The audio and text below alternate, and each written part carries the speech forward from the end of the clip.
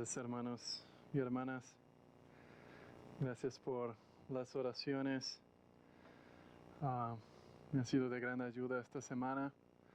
Vamos a ver qué el Señor ha hecho por medio de mi mente mientras dedicaba a estudiar este texto.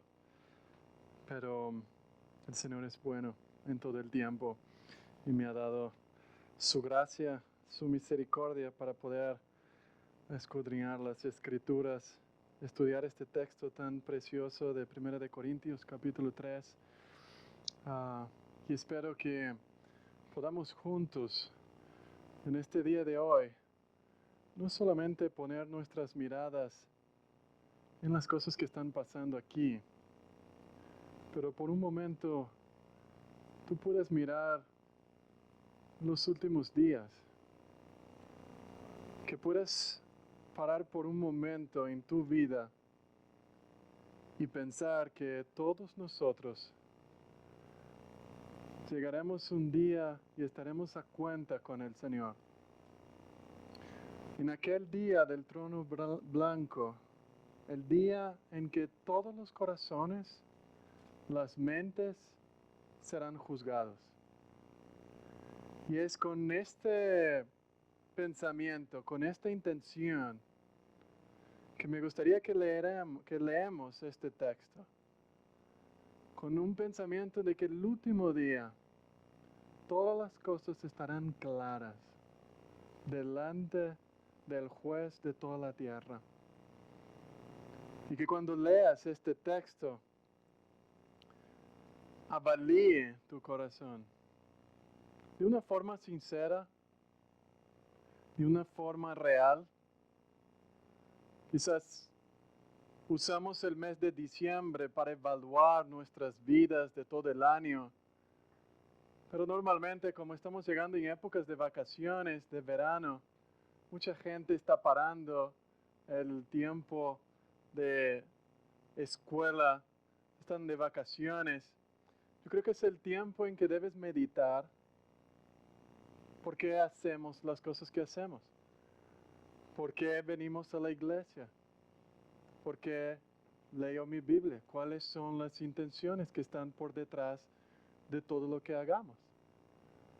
Que no hagamos simplemente porque es común o porque es algo práctico. Vamos a leer este texto con la mente bien posicionada, pensando en aquel gran día. Dice así, 1 de Corintios, capítulo 3, versículo 10 hasta el 17. Según la gracia que Dios me ha dado, yo, como perito arquitecto, puse el fundamento, mientras que otro sigue construyendo encima. Pero cada uno debe tener cuidado de cómo sobreedifica, porque nadie puede tener otro fundamento que el que está puesto, el cual es Cristo. Y si alguno edifica sobre este fundamento y pone oro, plata, piedras preciosas, madera, heno o hojarasca, su obra podrá verse claramente. El día la pondrá al descubierto. Y la obra de cada uno, sea la que sea, será revelada y probada por el fuego. Si lo que alguno sobreedificó permanece, ese recibirá su recompensa. Si lo que alguno sobreedificó se quema, ese sufrirá una pérdida, si bien él mismo se salvará, aunque como quien escapa del fuego. ¿No saben que ustedes son templo de Dios y que el Espíritu de Dios habita en ustedes? Si alguno destruye el templo de Dios, Dios lo destruirá a él, porque el templo de Dios es santo y ustedes son ese templo. Vamos a orar. Señor, tú eres el creador del cielo, de la tierra, eres el juez de todo el universo y tú lo has hecho todas las cosas con excelencia, con poder, con gloria, con majestad. Y nos has dado una responsabilidad de representarte en este mundo. la responsabilidad de edificar una morada santa, justa y piadosa. Y por eso te rogamos, Señor, en esta tarde que ayúdanos a cumplir esta meta de forma que te agrada y que te lleve más honra y gloria. Señor, abra nuestros ojos para que verdaderamente vivamos vidas que reflejan tu excelencia y no nuestra gloria. Señor, concédanos escanear nuestros corazones en esta tarde para que podamos construir valores eternos, no morales, no superficiales, no solamente actividades, pero que nuestro corazón sea un corazón que te ame, que desea exaltarte, que hay un anhelo profundo en nuestro corazón de vivir para tu gloria. Ayúdanos, Señor, a evaluarnos tu morada, a ver con tus ojos, a medir con tu medida. Ayúdanos, oh Señor, a hacer tu habitación para tu gloria, una habitación santa. En nombre de Jesús. Amén. Hermanos, ¿cómo evalúas tus actividades diariamente? ¿Cómo estás evaluando tu actividad en la iglesia? ¿Cómo evalúas tus motivaciones para invertir en la vida de los demás? ¿Cómo te estás preguntando alguna vez o has preguntado a alguien en la iglesia que evalúe tu ministerio en la iglesia? Que evalúe tu participación como miembro de la iglesia. ¿Has invitado a alguien para decir, hermano, qué piensa de mi vida en la iglesia? ¿Cómo me ves? ¿Cómo me evalúas? ¿Aceptas que otras personas entren en tu vida y te digan qué debes mejorar? ¿Cómo debes servir al Señor? ¿Aceptamos críticas constructivas, piadosas, consejos para mejorar áreas de nuestro ser? ¿O no queremos entrar en estas discusiones porque cada uno debe tener en cuenta con el Señor? Todo lo que haces, ¿piensas que estás completamente seguro de que agrada a Dios? ¿Estás seguro que todas las actividades que has hecho esta semana fueron para la gloria del Señor? Porque es esto lo que Pablo va a probar. Un día va a haber una manifestación y muchos estarán asombrados. Han construido muchas cosas. Han hecho mucho para el Señor. Y el Señor les dirá, no los conozco. Algunos, dice las parábolas de las bodas, que estaban listas para entrar en la boda. Hicieron todo, pero eran prudentes. Quizás muchos de nosotros hacemos muchas cosas para el Señor, muchas actividades, pero ninguna de ellas es avaliada conforme a las Escrituras. Es pasada a blanco. ¿Qué quiere el Señor? La iglesia, nosotros no somos personas autosuficientes. Nosotros estamos creciendo como convicciones, estamos creciendo para agradar al Señor. Y por eso estamos estudiando esta carta, una de las cartas con mayores desafíos de la iglesia primitiva. Una de las cartas en que el apóstol Pablo tuvo que escribir más veces. Hubo más trabajo, hubo más problemas. Pero es una iglesia llamada de santos. Una iglesia transformada por el Evangelio y que deberían seguir un compromiso de santificación de por vida. Este era un grupo de personas que debería crecer a la imagen del Señor gradativamente. Pero a la vez, cuanto más el Señor le bendecía con dones, con un apóstol para predicar, con el Apolos, un gran predicador, más este pueblo se iba por el mundo. Y en la iglesia moderna hoy día hay mucha confusión. Muchos cristianos rehuyen o rehúsan a trabajar. Muchos cristianos les gustan el atajo, les gustan el menor esfuerzo. Creen que sin disciplina o esfuerzo se puede lograr todo. Por otro lado, también tenemos hermanos en la iglesia activistas que no pueden vivir sin estar haciendo un montón de cosas en la iglesia y piensan que por sus muchas actividades están logrando agradar a Dios.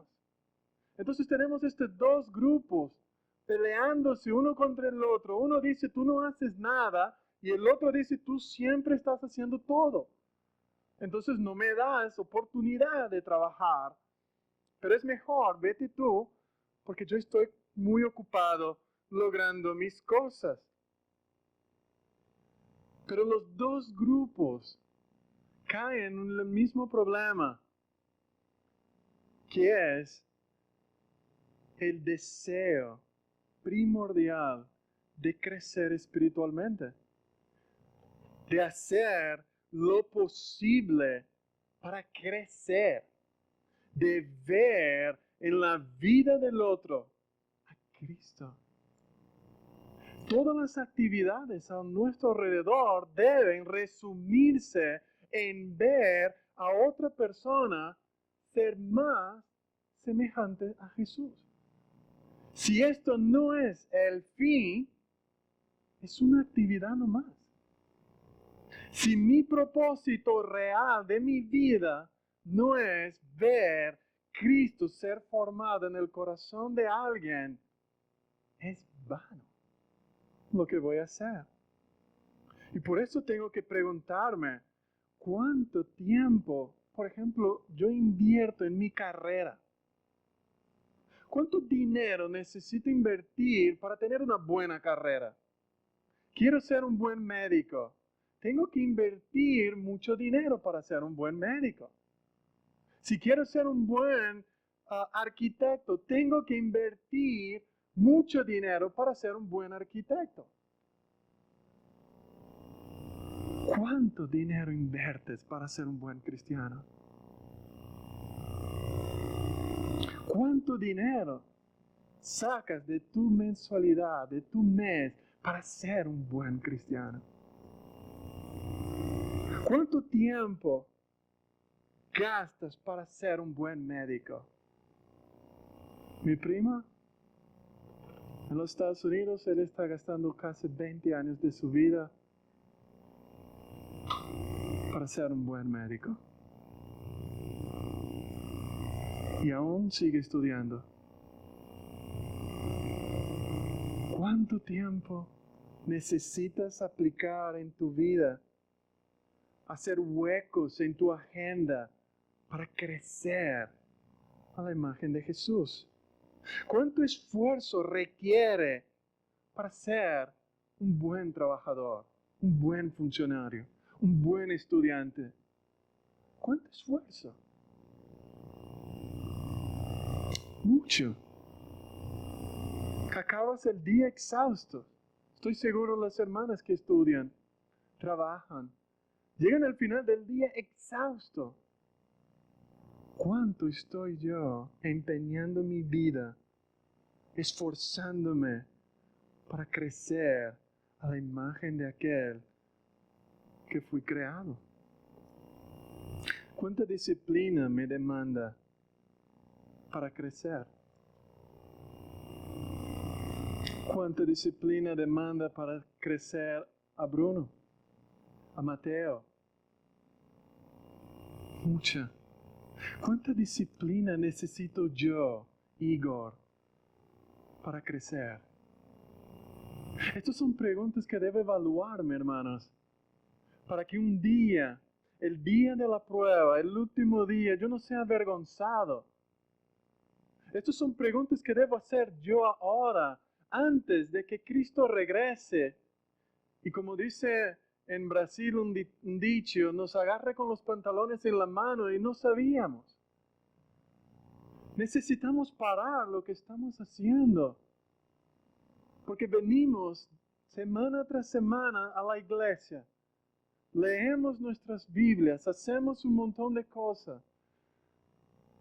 Pero a la vez, pocos de nosotros nos importamos en ser parecidos a Cristo. Pocos de nosotros tienen el interés, el deseo de no solo que yo sea formado a la imagen de Jesús, pero que el otro también.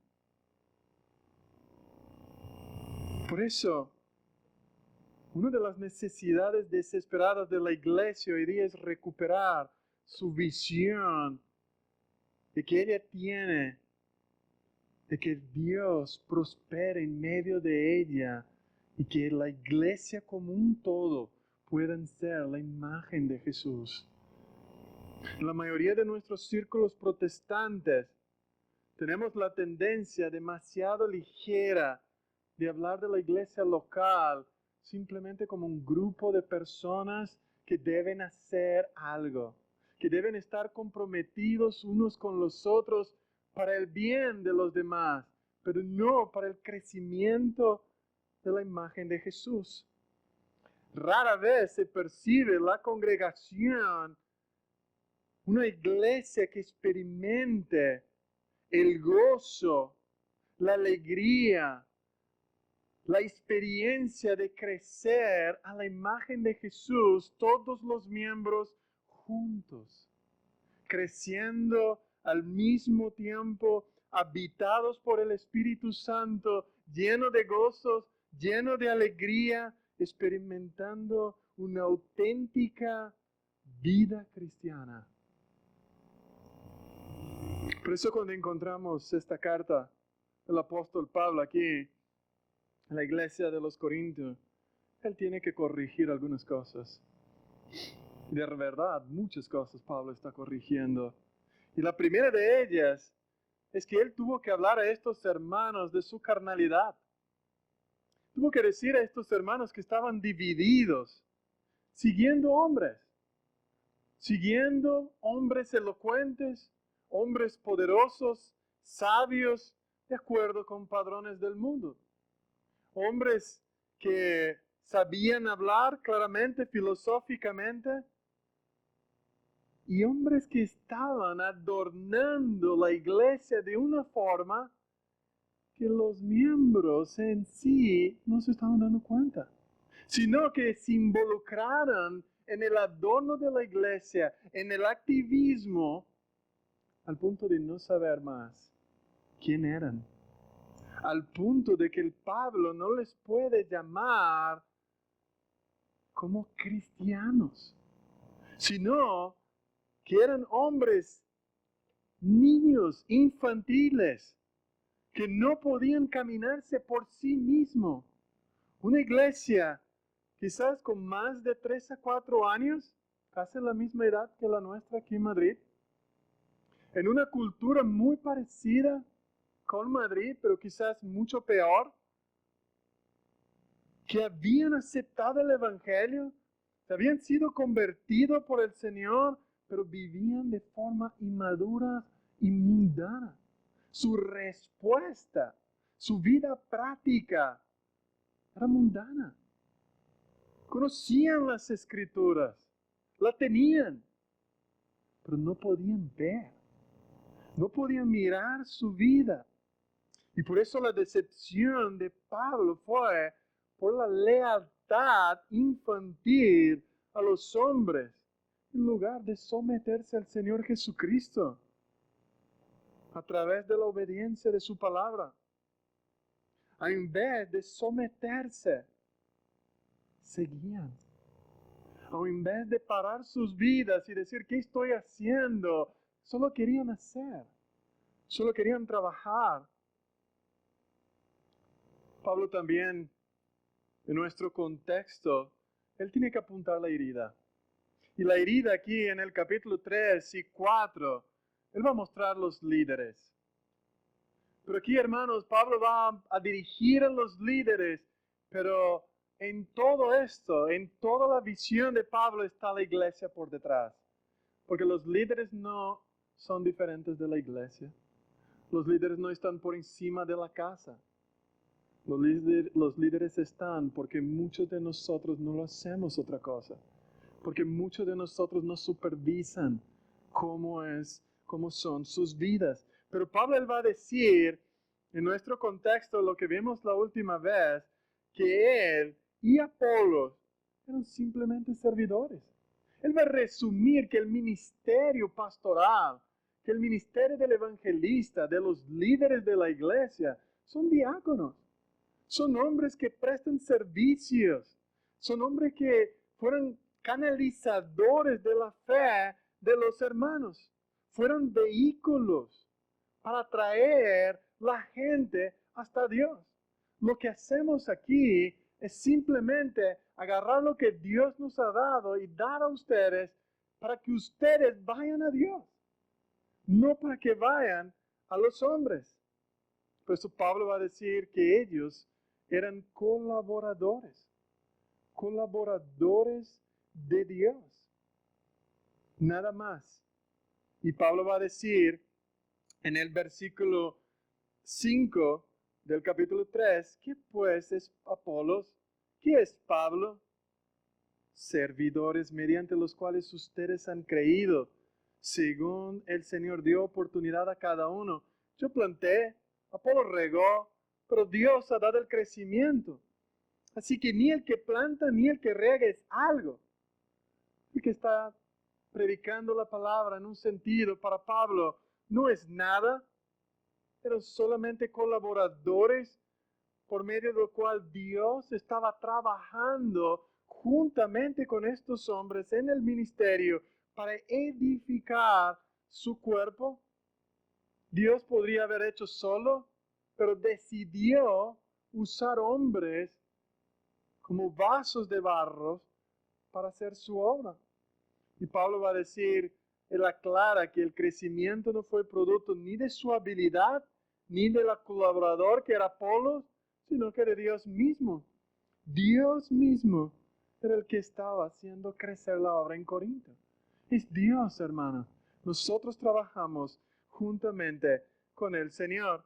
Pero ahora aquí en los versículos 10, Pablo venía hablando en el versículo, hasta el versículo 9, él había hablado de un cultivo, de un campo, que nosotros éramos el campo, miren el versículo 9, porque nosotros somos colaboradores en la labor de Dios y ustedes son el campo de cultivo. Ahora Pablo va a salir de una parte horizontal, que era la parte del campo del cultivo para un edificio. Y va a empezar a hablar de nuestra visión vertical, ya no más cómo sembrar en la tierra, sino cómo construir, cómo levantar las paredes. Y Pablo va a usar la figura del edificio y va a hablar de 5 aspectos de esta obra del Señor en la tierra. Y no solo que debemos estar pendientes cómo Pablo quiere que construya este edificio, sino que también nos dará 3 advertencias fundamentales de cómo debemos edificar este edificio. Y este edificio somos tú y yo. Y debemos prestar mucha atención para no ser avergonzados en aquel último día. Y las amenazas que Pablo nos va a dar aquí son fuertísimas. Por eso, en primer lugar, hermanos, lo que vemos es un constructor. En primer lugar, Pablo va a decir, versículo 10, conforme la gracia de Dios que me fue dada, yo como sabio arquitecto. Hermanos, la iglesia tiene un arquitecto que es sabio. Él no fue tolo. Él no decidió por sí mismo. Él no fue impulsionado por sus ambiciones egoístas. Pablo no deseó hacer. Él estaba persiguiendo la iglesia de Jesús. Pablo estaba destruyendo, yendo de casa en casa, matando a los hombres. Pero aquí dice que Dios le ha dado el discernimiento, Dios le ha dado la habilidad, la experiencia de un perito, la capacitación para el ministerio, así como los 12 apóstoles. Dios lo ha levantado para construir la iglesia de los judíos. Pablo fue llamado para ser el arquitecto de la iglesia de los gentiles. Y nosotros tenemos este arquitecto llamado por el Espíritu Santo, enviado para plantar la iglesia. Pablo había sido revelado todo el plan, todo el edificio. Había sido inspirado para ponerlo por obra y para prescribir todo cómo se debería llevar a cabo. Así como Moisés en Éxodo capítulo 25, en el Antiguo Testamento, el tabernáculo no fue erigido simplemente porque Moisés dijo, ya sé, Señor, sé que voy a hacer ahora una tienda aquí para nosotros y una para ti. No, Dios le revela a Moisés cómo Moisés tenía que construir. Le da todas las medidas, le da todos los colores, le da todo el material y dice, así como has visto, así debes elevar, construir el tabernáculo de acuerdo al modelo que te he mostrado. Hermanos, la iglesia no es un diseño nuestro. Reunirnos aquí no es un diseño que tú y yo nos salió a la mente. No somos tan listos para esto. Nosotros podemos hacer discotecas. Nosotros podemos hacer fiestas de niños. Pero sembrar una iglesia es algo que viene del Señor. Poner juntos dentro de la iglesia hombres pecadores, hombres egoístas, hombres que no quieren vivir para uno y el otro, esto es obra del Señor. Es Dios llamando personas de distintas culturas y poniendo dentro de un lugar. Y Dios se mostró bondadoso con Pablo y le dio el don especial para ver esta iglesia, para ver qué es y cómo debería plantar. Y por esto Pablo tuvo el cuidado para construir la iglesia de Corinto. Pablo no fue a la loca y dice, voy a hacer así nomás. Pablo esperaba en el Señor si debería predicar el Evangelio en esta ciudad.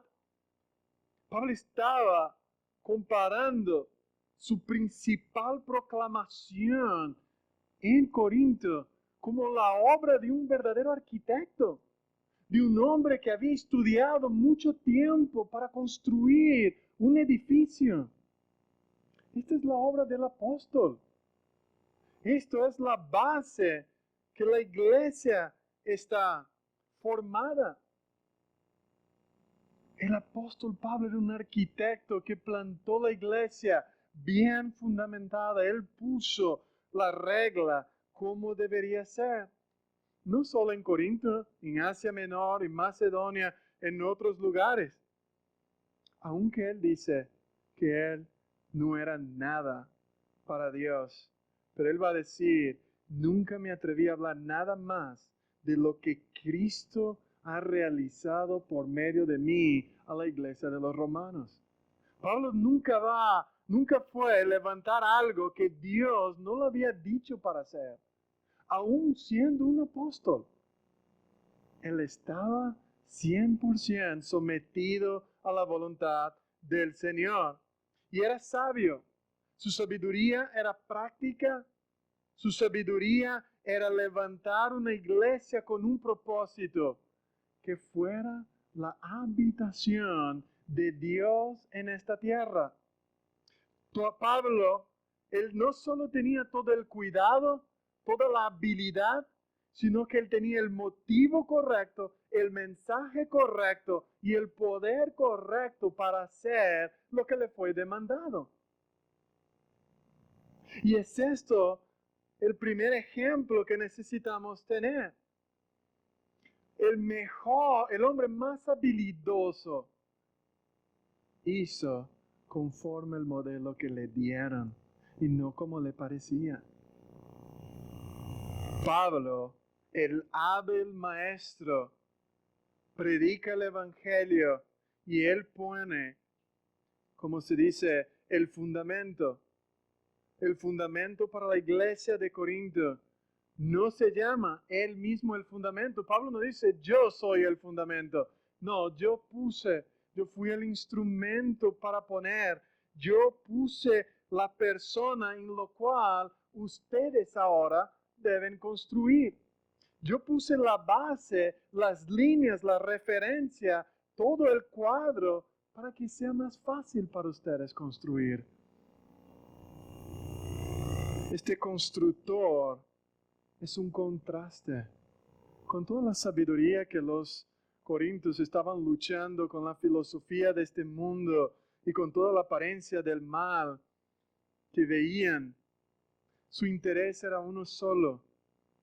El interés de Pablo era que actualmente la iglesia y todos los miembros pudieran poner sus barbas de remojo y pensar que en el día final, el día por venir, que no estaba tan lejano, lo que ellos estaban construyendo encima de lo que Él había dejado, encima de Jesucristo, era perecedero.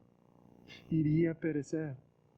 Pablo está diciendo, yo lo dejé bien fundamentado, yo lo puse bien, pero ahora ustedes están construyendo malamente. Ustedes están construyendo de otra forma. Hermanos, la iglesia primitiva en Hechos capítulo 2 dice que todos los creyentes se dedicaban a la enseñanza de los apóstoles. En Efesios 2 va a decir, ustedes ya no son extraños ni extranjeros, sino que son conciudadanos de los santos y son de la familia de Dios, si están edificados sobre el fundamento de los profetas y apóstoles. Hermanos, ninguna iglesia puede resistir, ninguna iglesia puede crecer si no está en la base de los apóstoles. Si no estamos creciendo en la enseñanza de los apóstoles, no de los nuevos apóstoles, no de los que se llaman apóstoles, de los que fueron llamados por el Señor Jesucristo, que tuvieron experiencia con Cristo, que vivieron con Cristo, que vieron su muerte, su resurrección y que andaron con Él. Es estos hombres que nosotros tenemos que escuchar. Son estos hombres que están construyendo la iglesia, que son los arquitectos originales. Los cimientos no son la primera parte de la construcción. A veces pensamos que el fundamento, nosotros vamos luego para Cristo. Pero el fundamento son los apóstoles, son los profetas, son lo que todos ellos dijeran desde el Antiguo Testamento. Debe ser verdad lo que creemos ahora. Lo que tú crees acerca de Dios debe estar de acuerdo con lo que todos los apóstoles y profetas dijeron en todas las Escrituras. Por eso no puedes leer solo el Nuevo Testamento. Los apóstoles predicaron lo que todos los profetas dijeron. Pedro, en Hechos capítulo 2, él trae los profetas del Antiguo Testamento. Tu fe debe estar basada en toda la palabra del Señor, porque los apóstoles lo hicieron de esta forma. Por eso, hermanos, tanto la iglesia como sus líderes deben cuidar cómo estamos construyendo.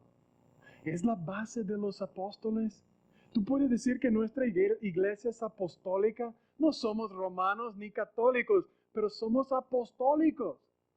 Nosotros estamos creciendo en la base, en la misma predicación que el apóstol Pablo. Nosotros somos apostólicos.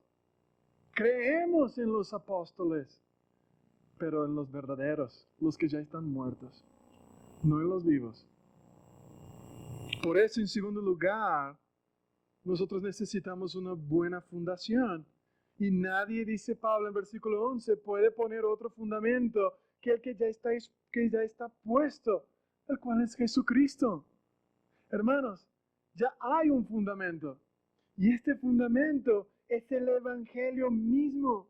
Es Jesucristo, el Señor Todopoderoso. Mira lo que Pablo va a decir en los versículos 1 de 8. Porque la palabra de la cruz es necedad para los que se pierden, pero para nosotros, los salvos, es poder de Dios. Destruiré la sabiduría de los sabios, el entendimiento de los inteligentes desecharé. ¿Dónde está el sabio? ¿Dónde está el escriba? ¿Dónde está el que sabe discutir en este siglo? ¿No ha hecho Dios que la sabiduría de este mundo sea necedad? Pues ya que en la sabiduría de Dios el mundo no ha conocido a Dios, por medio de su sabiduría agradó Dios, mediante la necedad de la predicación, salvar a los que creen. Mira, ahí va a decir aún más. En el versículo 2, capítulo 2, versículo 9, como está escrito, es cosa que ojo no vio, ni oído yo, ni entrada en el corazón del hombre, son las cosas que Dios ha preparado para los que le aman, porque Dios nos reveló por medio del Espíritu. Jesucristo, hermanos, Pablo viene hablando desde el comienzo que es Jesucristo. Nosotros predicamos a Cristo crucificado, piedra de tropiezo para los gentiles judíos y necedad para los gentiles. Es Cristo crucificado, es el fundamento de nuestra iglesia. No es otro dogma, no es otra cosa que puede ser el centro de nuestra vida, el centro de nuestra iglesia. Cuando nosotros miramos, Pablo va a decir en el capítulo 15 de 1 Corintios, del versículo 1 al 4, Cristo crucificado y resucitado para los perdón de pecado. Este es el fundamento de nuestra iglesia. Si alguien te pregunta cuál es el fundamento de nuestra iglesia Vida Nueva, ¿qué vas a decir? Algunos van a decir la Biblia. Algunos van a decir la confesión de Westminster. Algunos van a decir el credo de los apóstoles. Algunos van a decir, bueno, no sé, aún no he pasado la clase de membresía. Hermanos, todo el creyente que es miembro de esta iglesia debe tener claro el Evangelio. El Evangelio es la base, o está firmado el Evangelio en esta iglesia o cae. Si los miembros de la iglesia no saben quién es Cristo, lo que hizo Jesús por su pueblo en la cruz del Calvario, por qué vino Jesús, por qué tuvo que morir en la cruz, por qué Jesús tuvo que nacer de una virgen, por qué Jesús tuvo que ser hombre, por qué Jesús tuvo que vivir 3 años en el ministerio en Galilea, por qué Jesús tuvo que ser crucificado y no murió de otra forma, por qué Jesús tuvo que resucitar el tercer día. Este es el fundamento. Si tú no sabes, mañana va a entrar alguien en la iglesia y te va a confundir. Si la iglesia no sabe esta base, la iglesia está perdida y no se puede llamar iglesia. Si nosotros como miembros no sabemos defender, no sabemos predicar, enseñar, no somos la iglesia. Si no entendemos este fundamento, si no tenemos claro, no somos la iglesia. Y no somos cristianos bíblicos. No podemos levantar la bandera del nombre de Jesucristo. Hermanos, si no estudiamos el Antiguo Testamento, ¿por qué tiene que venir Jesús? ¿Por qué Dios tenía que juzgar a los hombres con justicia, con ira? ¿Por qué Dios en el último día tendrá que condenar todo aquel que ha rechazado su nombre o su Hijo? Si la iglesia no sabe defender eso, es porque todavía no es parte del pueblo de Dios.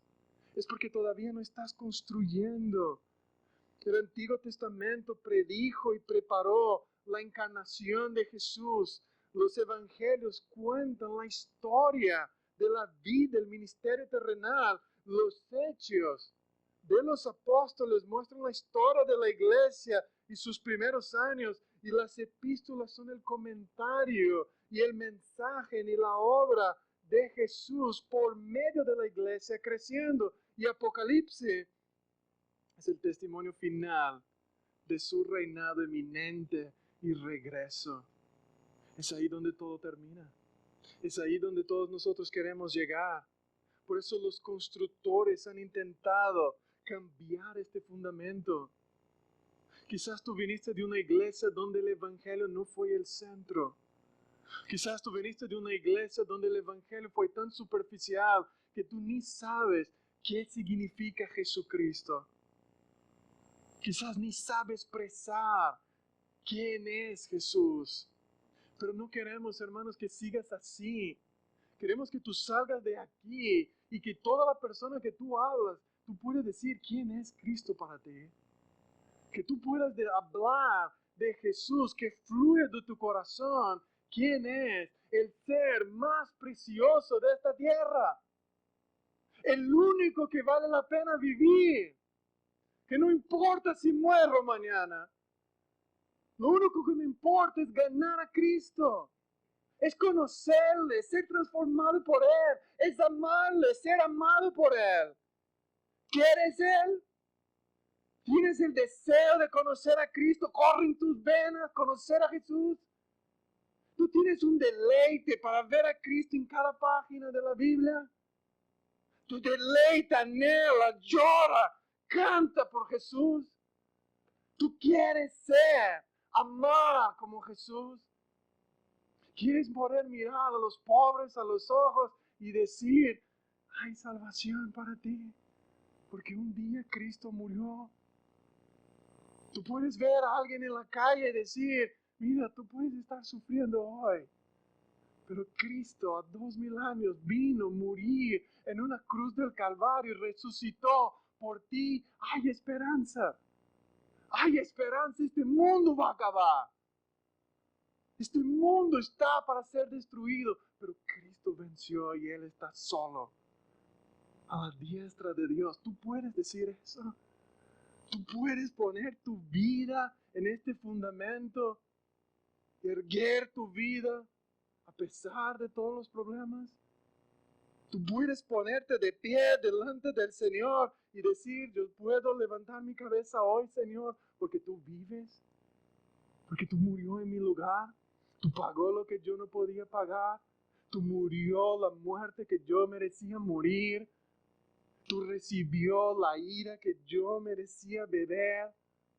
Señor, tú lo hizo todo y yo ahora quiero vivir para ti. Yo quiero ser como tú. Yo quiero caminar como tú. No es una filosofía humana.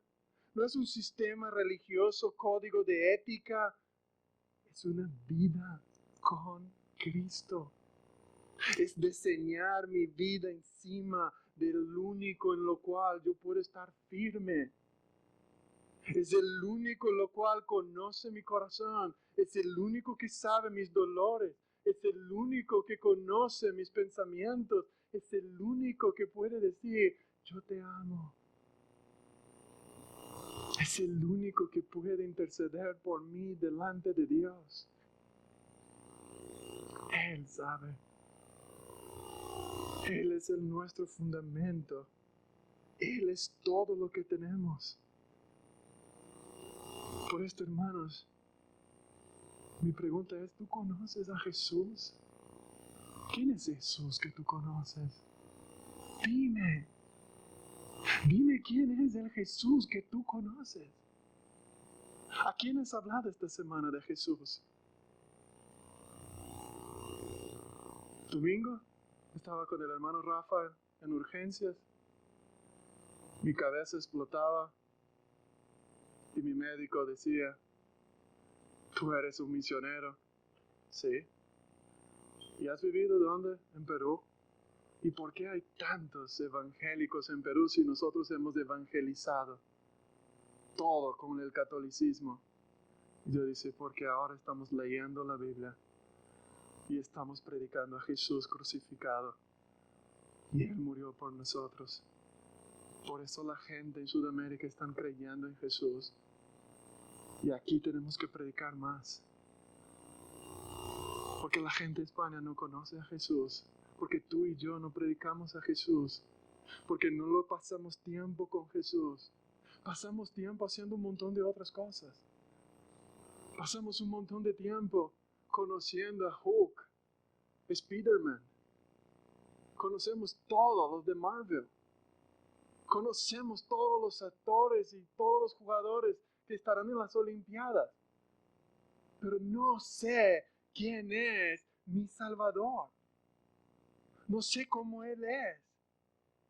La iglesia, hermanos, no seguirá adelante si camina fuera de Cristo.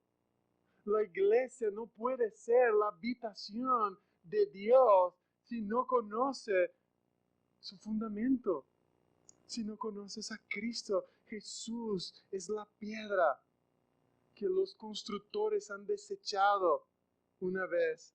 Y Pedro va a decir, en ningún otro hay salvación, porque no hay otro nombre bajo el cielo dado a los hombres en el cual podemos ser salvos. Amigos que están aquí, no hay otro nombre que tú puedas ser salvado. No hay otra persona que pueda salvarte. Es solo Cristo.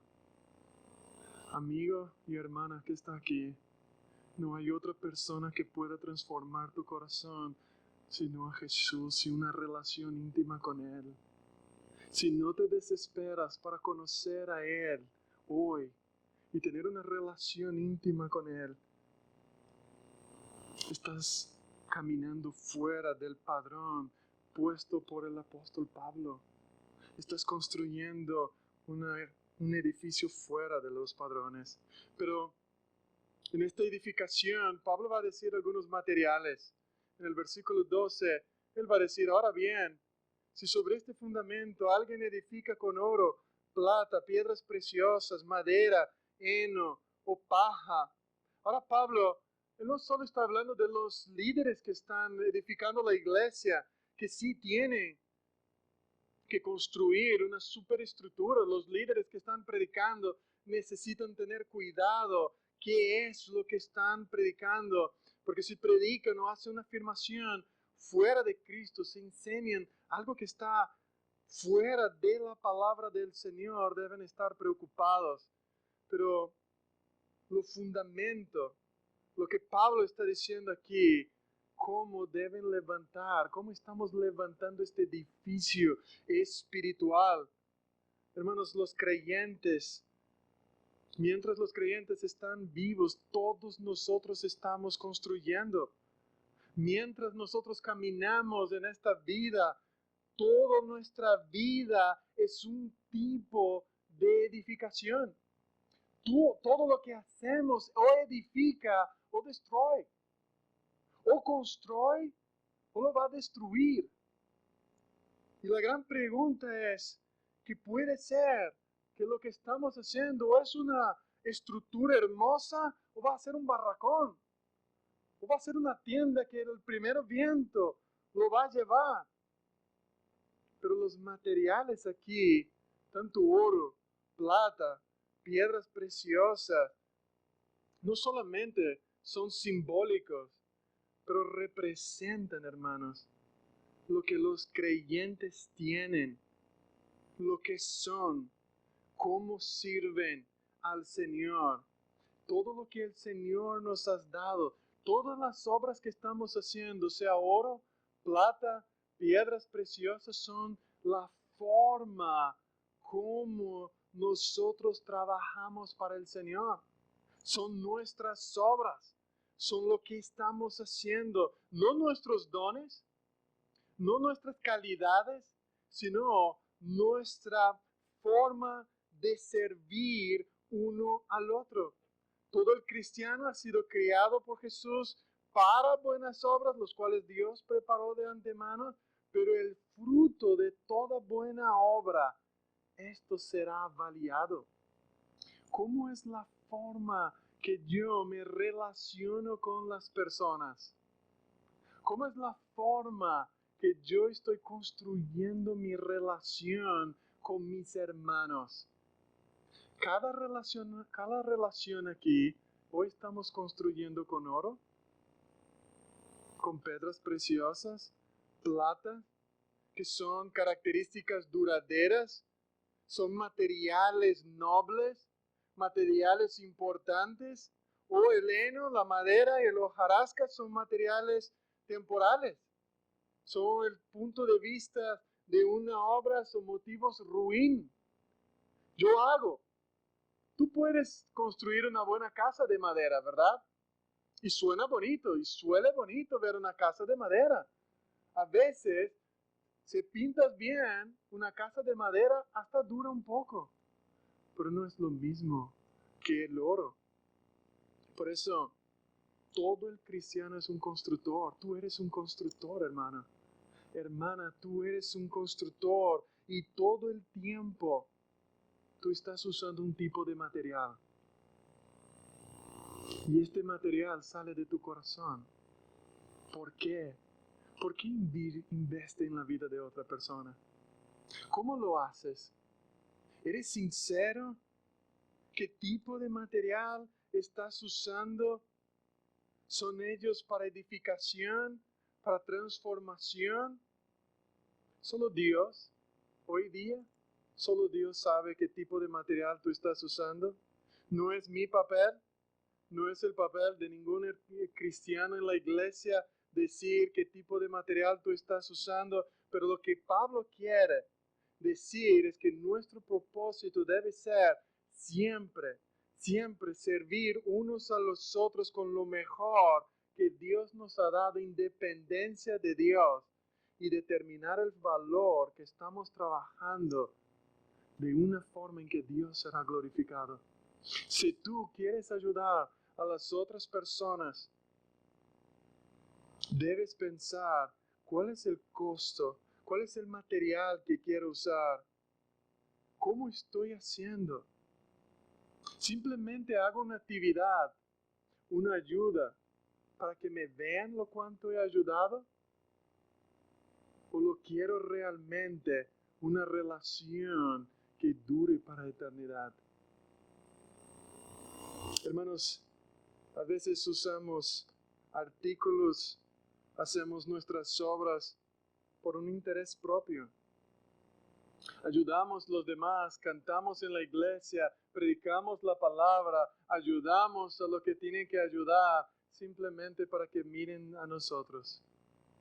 Simplemente para que digan cuánto estoy haciendo y que no me diga que no vengo a la iglesia. Es la intención, es la obra. Por eso Pablo va a decir que va a haber un examen. En cuarto lugar, hay un test. Hay una prueba, la obra de cada uno será evidente, porque el día lo dará a conocer. Habrá un día, un juicio, y este juicio va a ser severo. No es un juicio de eternidad, no es un juicio que vamos a perder la salvación, pero es un juicio donde estaremos con las manos vacías. No seremos condenados porque nuestros pecados fueron salvados, fueron redimidos, fueron perdonados por Cristo Jesús en la cruz del Calvario, y ya no hay ninguna condenación para los que están en Cristo Jesús. Pero la intención de todos nosotros, de todos los cristianos, como vamos a ver, es un día recibir una corona de Dios que no va a quedarse con nosotros, que en el día del juicio final lo voy a entregar a mi Señor.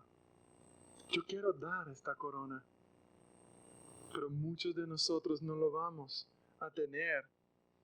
Los materiales, el fuego lo va a probar, y solamente lo que hemos hecho para la gloria de Dios, aquello lo que hemos hecho en Cristo, será probado, permanecerá. Miren conmigo en 1 Corintios capítulo 13.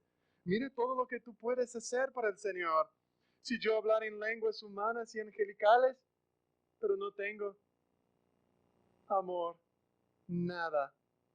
He llegado a ser como metal que resuena y símbolo que retiene. Y si tuviera el don de profecía y entendiera todos los miembros, todo el conocimiento, todos los misterios, si tuviera toda la fe como para trasladar la montaña, pero si no tengo amor, cambio por Cristo. Si no tengo, nada soy. Si diera todos mis bienes para dar de comer a los pobres y si entregara mi cuerpo para ser quemado, pero no tengo Cristo, ¿qué soy? Nada me aprovecha. Mira, en el día del juicio mucha gente va a decir, pero Señor, yo he hecho todo esto. El día de la prueba, el fuego lo va a probar el juez en la calidad de la obra de cada uno. No se trata de la salvación, pero sí se trata de la forma, cómo hemos trabajado, cómo estamos trabajando aquí en esta tierra. Por esto la averiguación exacta y diligencia se hace ahora. Se debe empezar a evaluar nuestros corazones, cómo estamos trabajamos, cómo servimos en el ministerio de multimedia, en el ministerio de los niños, en la música, en la predicación, en la enseñanza. ¿Cómo hacemos? Es en las relaciones interpersonales, es en el evangelismo. ¿Cómo estamos haciendo? Malaquías va a decir, imagina un día, Malaquías capítulo 3, un día en que el Señor vendrá a su templo y refinará y purificará a los que le pertenecen. Los que hacen lo correcto serán recompensados, pero los que practican el mal serán juzgados. Todos los que han trabajado o todos los que han edificado con madera y paja, su recompensa se perderá. Hermanos, Pablo, él tenía una cosa en mente. Él pensaba lo que Jesús había dicho en Mateo capítulo 25. Él quería escuchar, bien hecho, bien y fiel siervo. Él también decía en Filipenses, pero una cosa hago, olvidando lo que queda atrás y extendiéndome para lo que está delante, prosigo hacia la meta para obtener el premio del supremo llamamiento de Dios en Cristo Jesús. Mira la meta de Pablo. Él quería ganar a Cristo. Esta era su meta. Él quería ser llamado un buen y fiel siervo. ¿Y sabe cuál era? ¿Cuál era su intención, su motivación? En primer lugar, era agradar a Dios. Él va a decir en 2 de Corintios capítulo 9, por eso, ya sea presente o ausente, mi ambición es agradar a Dios. La motivación de Pablo no era competir con otros líderes, no era ser mejor, era agradar a Dios. Toda su vida era agradar a Dios. En segundo lugar, su gran motivación es que el amor de Cristo, capítulo 5, 2 Corintios 5, 14, el amor de Cristo controla todas mis acciones. El amor de Cristo en su corazón le llevaba a vivir de esta forma. Le llevaba a edificar la iglesia. Y en tercer lugar, lo que le motivaba es que Cristo murió por todos. Entonces él quería agradar a Dios, él le motivaba el amor del Señor y él sabía que Cristo murió por eso yo puedo trabajar, por eso yo puedo servir. Hermanos, Pablo no era de hacer las cosas a medias. Pablo cuando corría, él corría una lucha para ganar, él peleaba para ganar la corona imperecedera, la recompensa del Señor. Yo no sé qué será esta recompensa. Pablo no dice aquí. Sería bueno que nos dijera, ¿no? Entonces ya podríamos decir a los niños, mira, al final habrá caramelo. Pero no hay, no hay. Pero una cosa es cierta. Un día John MacArthur, él enseñó que él corría carreras y pasaba el bastón. Y él dice que cuando el que corre pasa el bastón y tiene que correr hasta entregar el bastón para otra persona y la otra persona tiene que correr más rápido. Pero él dice que lo único que llevaba a él a correr era su entrenador que estaba al final de la carrera. Y el entrenador estaba con los brazos abiertos diciendo, ven, que yo te voy a abrazar. Era el hombre más importante para él. Hermanos, al final de esta carrera yo no sé qué nos espera. Pero yo sé que aquel que corrió en mi lugar está ahí.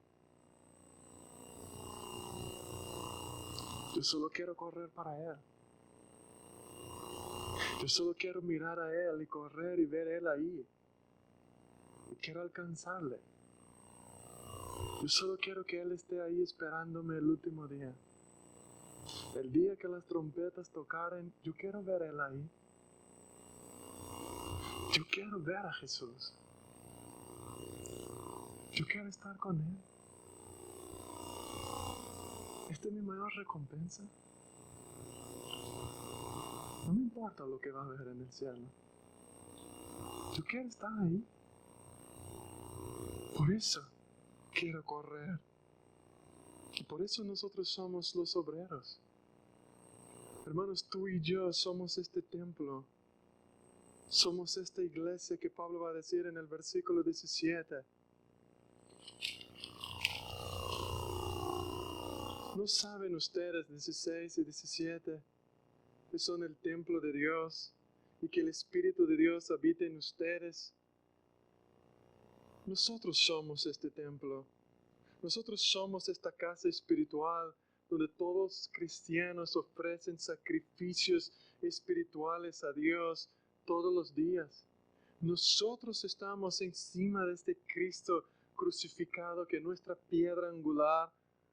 Nosotros somos los ministros de Dios. Nosotros es los que estamos construyendo la iglesia.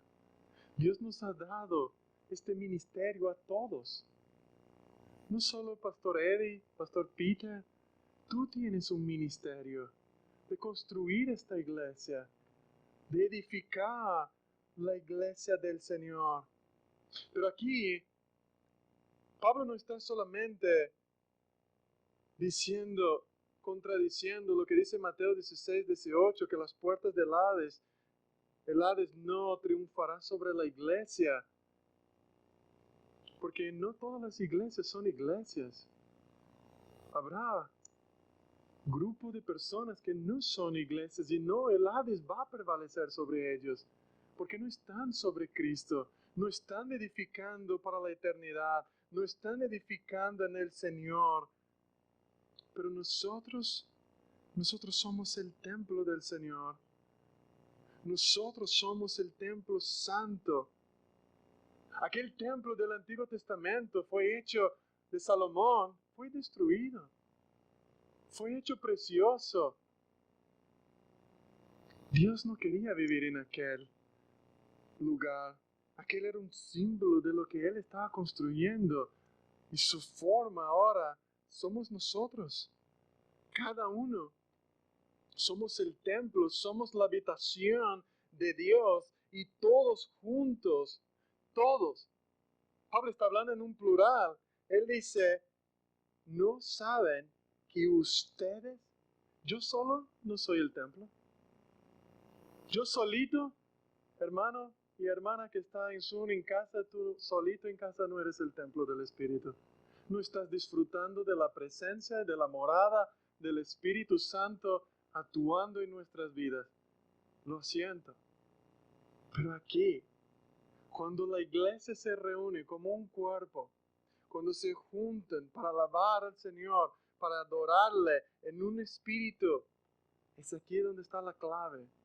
Es aquí donde Dios derrama su bendición, es aquí donde Dios transforma nuestra vida, es donde la presencia del Espíritu transforma nuestros corazones, es donde la adoración sale, es en esta asamblea, es donde Dios se manifiesta. Por eso debemos cuidar, hermanos, cómo edificamos. Si nosotros somos los que tenemos que edificar, tenemos que cuidar. Y las advertencias son, hermanos, toma en serio cómo tú estás edificando la iglesia del Señor. Todos nosotros, los que decimos y hacemos de una cierta manera, que predicamos el Evangelio, que conocemos a Cristo, ningún cristiano tiene el derecho a ser descuidado en la representación del Señor y de su palabra. Cada creyente debe ser un constructor cuidadoso. Todos nosotros tenemos la misma responsabilidad de construir y de perseverar en este templo. Por esto tome en serio. ¿Cómo estás edificando la casa de Dios? ¿Cómo estás ocupando el ministerio de la edificación? ¿Cómo estamos trabajando? Los programas no son malos, las actividades no son malas, pero ¿cómo contribuimos? ¿Cómo están nuestros motivos? ¿Cuáles son tus motivos para hacer lo que haces? El trabajo que por fuera nos parece oro puede ser a los ojos de Dios de heno, de paja, de madera. 1 Corintios 4, 5, Pablo dice que Dios, Él conoce los motivos del corazón de los hombres. Cuando construimos, ¿cómo es tu conducta? ¿Cómo es tu conducta delante de los hermanos? Tú puedes llevar un montón de comida para las personas. Tú puedes hasta predicar, visitar a las personas ahí afuera, pero ¿cómo lo haces? ¿Cuál es tu motivación al hacer? ¿Es solamente cuando visitas a alguien, es solamente para decir que lo has visitado, lo has ayudado? ¿Es por ganancia? ¿Es para que te vean? Hermanos, meditemos en qué es lo que me motiva a hacer lo que hago.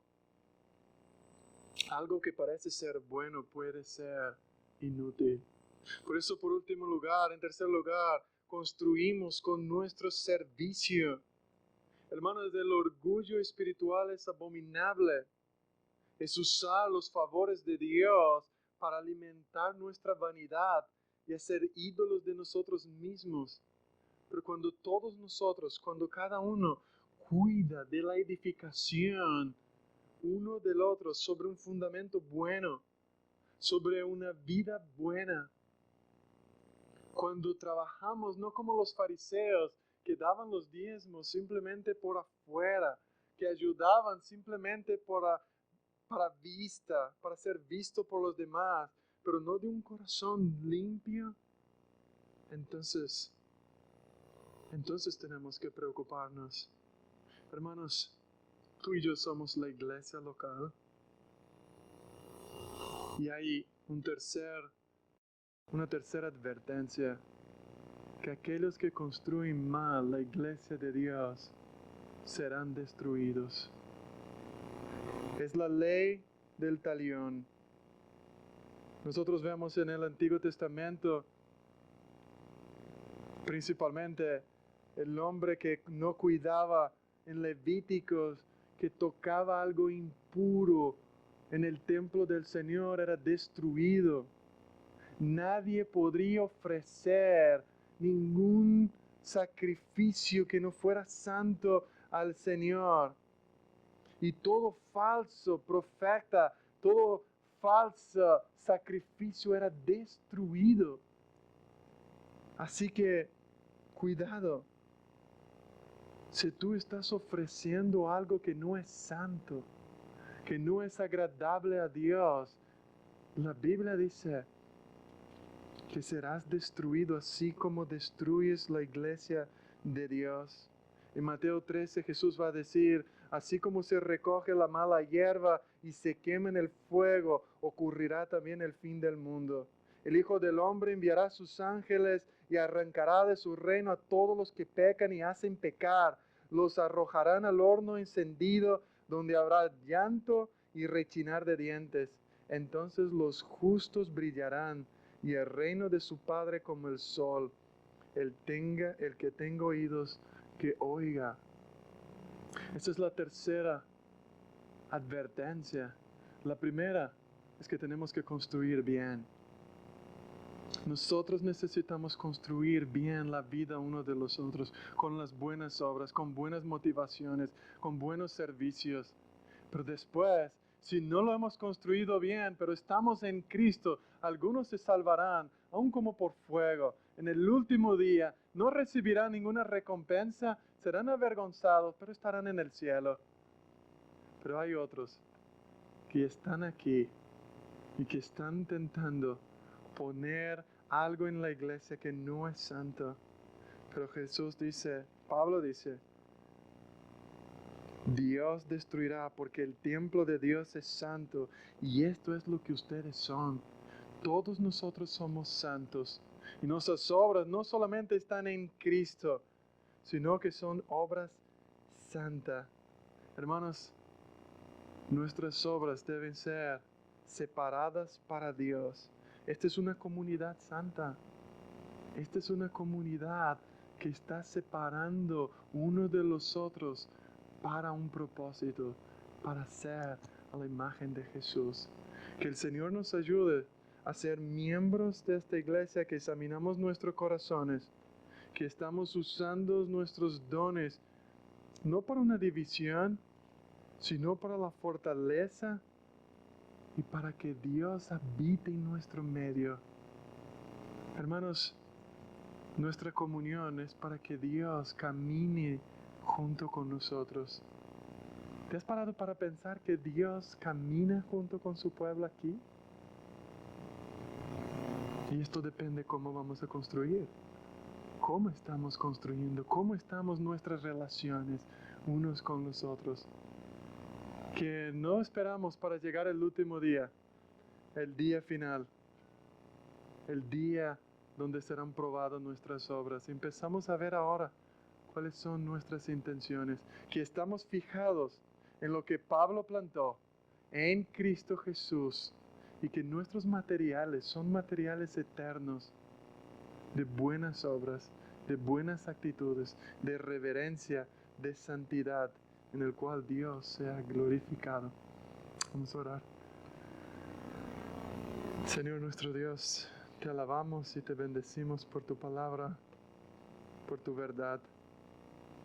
Te agradecemos, Señor, por tu Santo Espíritu que nos ayuda a vivir todos los días. Te agradecemos, Señor, por nos dar el privilegio de servir en tu casa, el privilegio de conocerte, conocer tu palabra y de sermos transformados por tu Espíritu. Ayúdanos, oh Señor, a que la verdadera motivación de nuestro corazón sea agradarte y glorificarte. Ayúdanos, oh Padre, a servir mejor unos a los otros, en que tu nombre sea siempre engrandecido. Señor, queremos levantar una iglesia en la cual tú lleves toda la honra, la gloria, el poder y la adoración. Ayúdanos para tu gloria en nombre de Jesús. Amén.